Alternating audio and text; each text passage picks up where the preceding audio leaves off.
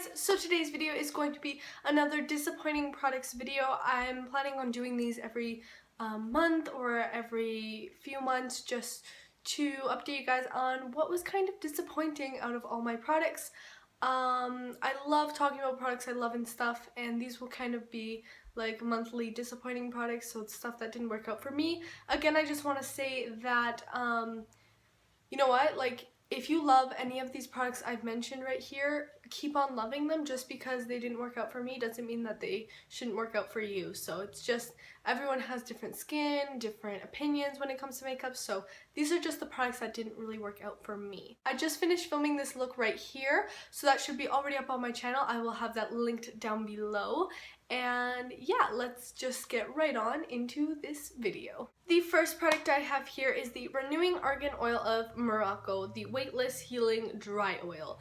Now, I've had mixed feelings on this ever since I got it, and I have mentioned it in a favorites video before.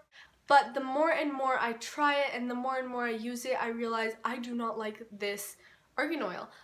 It is a dry oil, so if you spray it in your hair, you can spray it, you know, dry or something. I don't know if you guys could see that, but you can spray it in your hair when your hair is dry.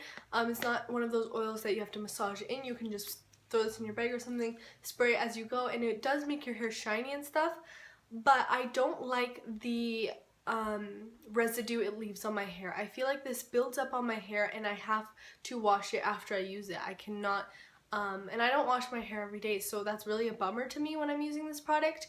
And you can feel it in your hair. It's really weighs down your hair, and I just don't like how it works with my hair and how it sits on top of my hair. It doesn't do anything to add nutrition or hydrate my hair. So it does say weightless argan oil, but I hate how it just sits on my hair, and I feel like it does the exact opposite of being weightless.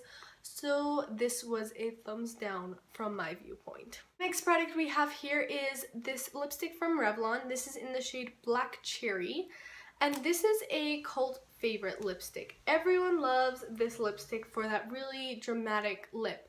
I do not like this lipstick. I just don't. I think it's really messy, really slippery on the lips. I think it skips a lot in pigmentation, and it doesn't have a consistency throughout it. I don't know if you can see on my hand, but it's not as pigmented as in the tube, and it's darker in some places than others. And on the lips, I don't think it gives the nicest appearance. It's really slippery, it bleeds everywhere, and it just gets everywhere. So it's not one of my favorite products, and for that I have to put it in my disappointing products pile because everyone does love this lipstick. So I decided to try it out, and I was not a fan of it. There are way more lipsticks out there that can give you the same color and that same vampy effect that are not slippery and that don't bleed and get everywhere and are very messy. Next thing we have here is the LA Colors blush. I talked about the LA Colors blushes a few months back, and I mentioned this one right here. This one is in the shade Toasted, and I do like these blushes. I think they lack slightly in pigmentation, but on my fair skin they work fine, and this is just a nice peachy color, as you can see right there. On my fair skin they work fine, but if you're any deeper than me, I don't think these will show up. But I was pretty pleased with that one there, so I decided to pick up more shades, and this one right here is just a more maroon colored shade, and I have a color like this in my Coastal Scents, huge Coastal Scents palette, but that thing is a monster. I cannot take that out every morning to apply a mauvey cool tone blush like this, which I really like the look of, by the way. So I bought this one, and I was so disappointed because this has no like pigmentation, and the only thing I can pick off of it is literally like a powdery cast.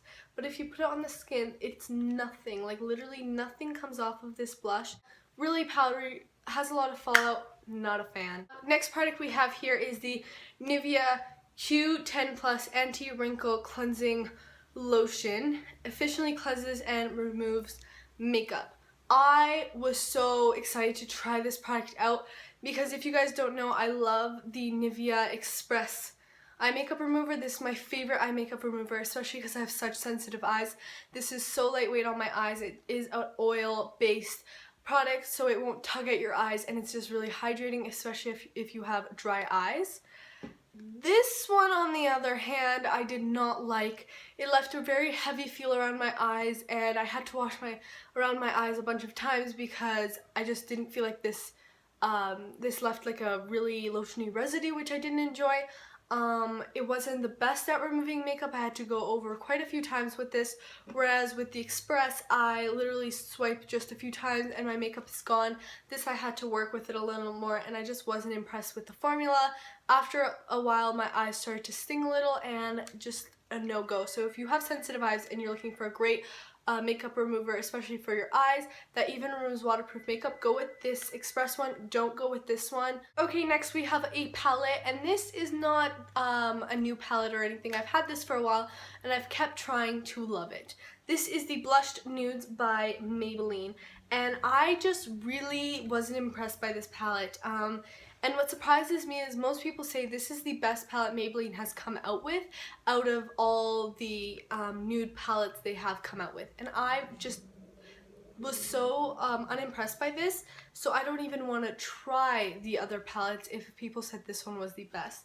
The pigmentation on these shadows lack, and they have a lot of fallout, and they're just not anything special, I guess. Like, look, it's not great. The only shades that I think are worth it in the palette are this gold one right here, this cranberry one, and this taupe shade. But even then, I have shades like these in my collection that have way better pigmentation than these three, and don't cost $14. Like, look at that, it's not even that pigmented, and those are the best shades in this palette. So definitely skip on this if you're eyeing it and you're like, maybe it's good, maybe it's not. Just, I would say skip on it because the pigmentation lacks, and you can get something for way cheaper at the drugstore that actually has great pigmentation.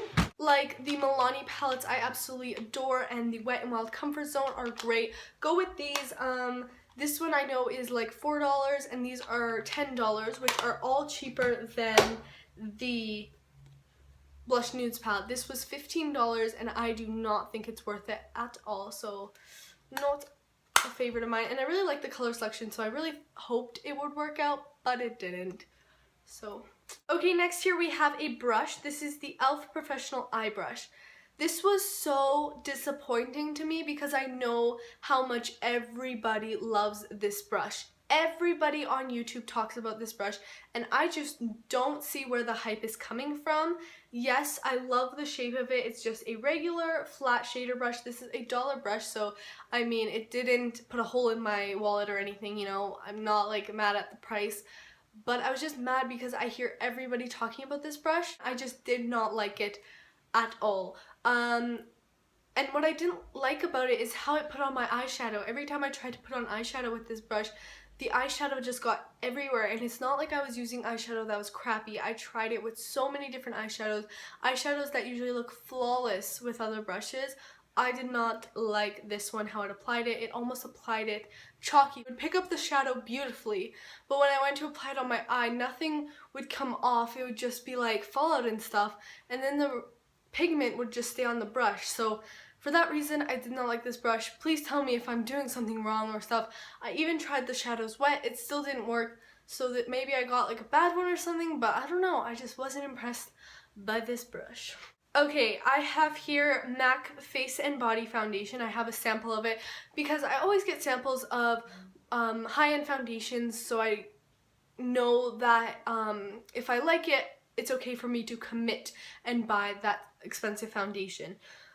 You guys know how I love the Makeup Forever Face and Body Foundation. They discontinued it and replaced it with the Water Blend Foundation, which is the same concept, just a bit different. And I was at MAC and I saw that they had Face and Body as well, and I knew some people compared them and stuff and said the formulas are really similar. And it's almost half the price of the Makeup Forever Face and Body. So I was like, okay, of course I'm gonna get a sample, because if I love this one just as much, I'm gonna get the MAC one. It's $30 cheaper. It's almost half price. So I got 2 samples because I was in between colors, and I tried it quite a few times.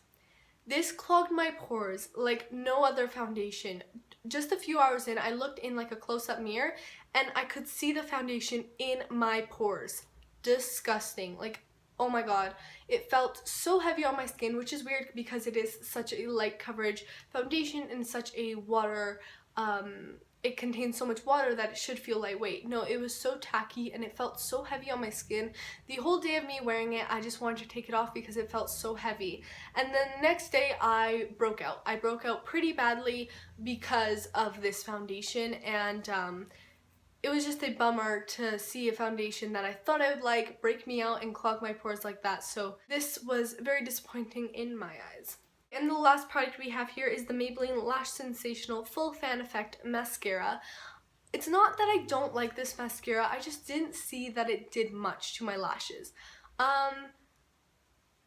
I like a mascara that adds volume and length to my lashes and makes them look longer than they actually are and fuller than they actually are, while adding a lot of color and separating them at the same time. That is my perfect mascara right there, described. And I heard really good things about this one, so I decided to pick it up. Drugstore, right? What could be wrong with it? And I bought it, and the first time I used it, I'm like, oh yeah, this is nice, this is nice. And then using it more, I've been using this for about a month now. I don't like it. I've just come to, like, it's not a bad mascara.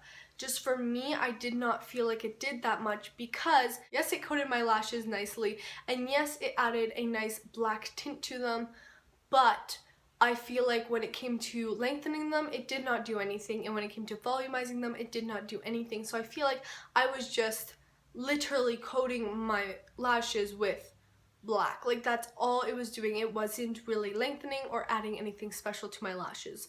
So for that reason, I wasn't too wowed by this mascara. Okay guys, that is it for my disappointing products for now. Tell me down below if you want to see more of these videos, because if it is requested, I will keep them going, and if not, then I will stop them. But please tell me what you think of my disappointing products videos, and tell me if you like any of these products or if these products were disappointing to you. I'd love to know your guys' opinions. Make sure to check out this tutorial. I'll have that link down below. Please like this video if you enjoyed, and subscribe if you haven't already, and I will see you in my next video. Bye guys!